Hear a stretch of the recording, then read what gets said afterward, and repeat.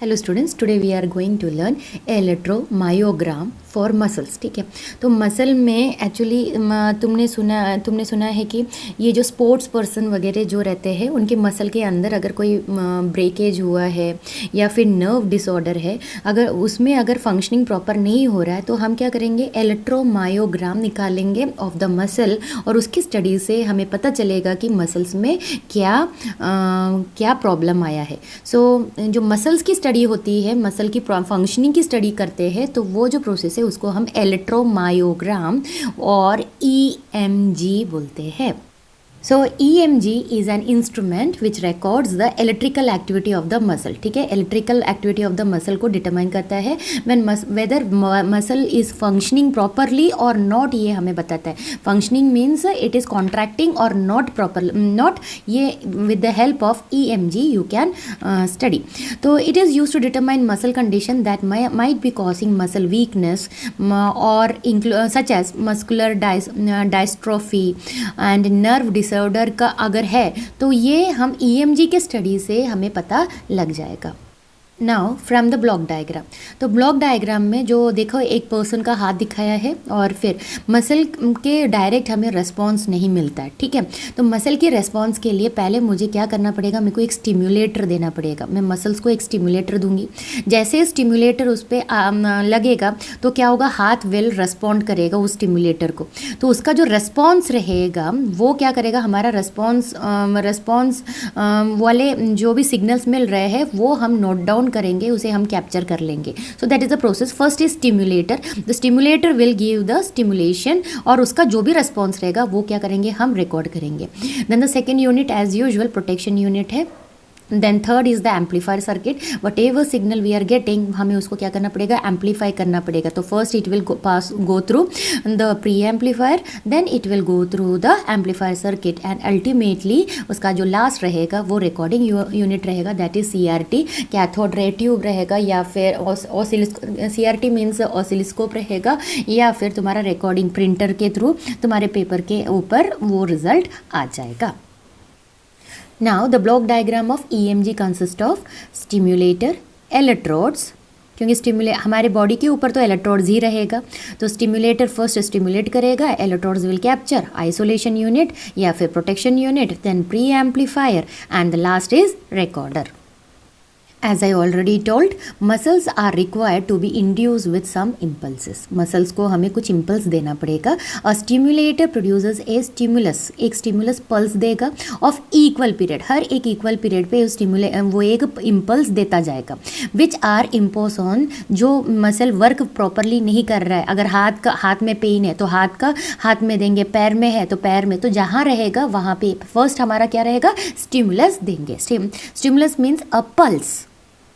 Now this electrodes, an electrical stimulates from a stimulator is applied to the body through 2 electrodes। ठीक है, 2 electrodes के through हम stimulus दे रहे हैं और बाकी के 2 electrodes जो रहेगा वो 2 other electrodes are attached at the site of the interest और वहाँ से क्या होगा, it will capture the electrical signals, whatever signals our muscles give that will be captured by the other 2 electrodes. So in total 4 electrodes we are going to use, 2 for the stimulators and 2 for the response in order to get the response to other electrodes we are going to make use.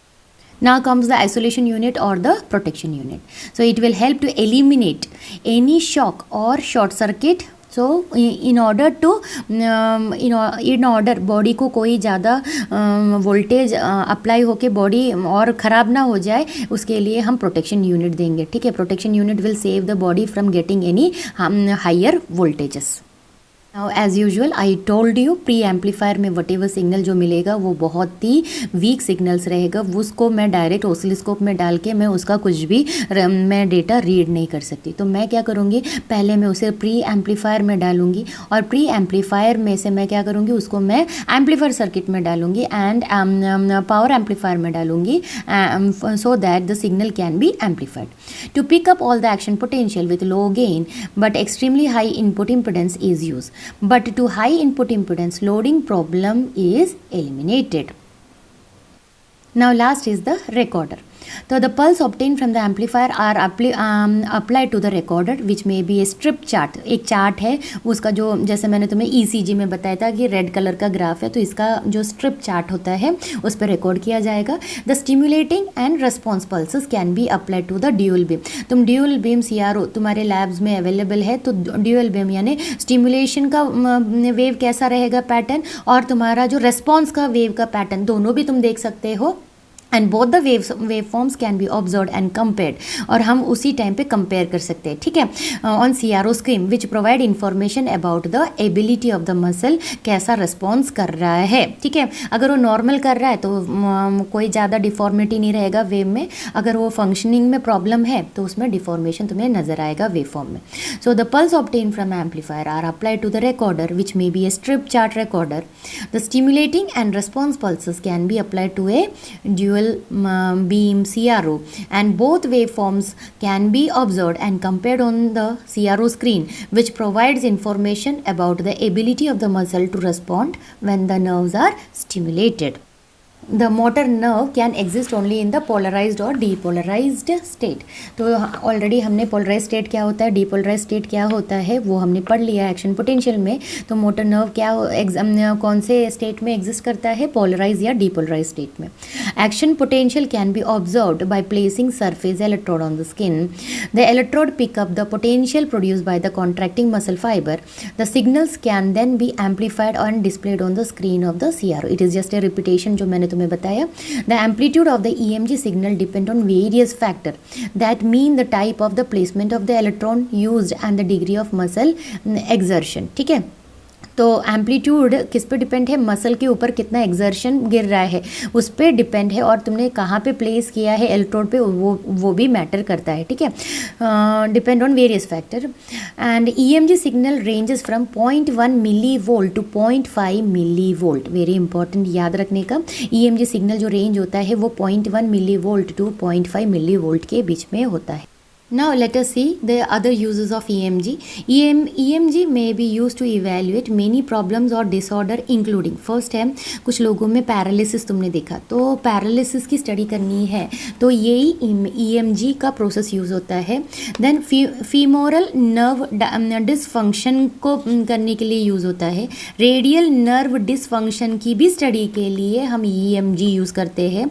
Neuromuscular disease के अगर तुम्हें muscular disease तुम्हें पढ़ना है, अगर किसी का nerve और मस्कुलर डिसीज़ है तो उसको स्टडी के लिए भी हम क्या यूज़ करते हैं, EMG के हेल्प से हमें उसकी स्टडी करते हैं। और इसके यूजेस है motor problem such as involuntary muscle twitching जब होता है तभी भी हम उसे स्टडी करते हैं, EMG की हेल्प से इसे फाइंड आउट करते हैं। एंड नर्व कंप्रेशन या इंजरी, नर्व के अंदर कभी कभी होता है बाहर से कोई इंजरी दिखती नहीं है, यूजुअली तुमने देखा है बहुत बार ये स्पोर्ट्समैन लोग इसको फेस करते हैं, बाहर से कोई इंजरी नहीं रहती है पर अंदर इंजरी रहती है, उनको स्वेलिंग आना शुरू हो जाता है एंड पेन रहता है, तो उसकी स्टडी के लिए भी उसको फाइंड आउट करने के लिए भी हम EMG ही यूज़ करते हैं। नर्व रूट इंजरी को भी इसके हेल्प से हम स्टडी करते हैं और फाइंड आउट करते हैं कि what is the problem. And muscle degeneration such as muscular dystrophy को भी फाइंड आउट करने के लिए EMG यूज़ करते हैं।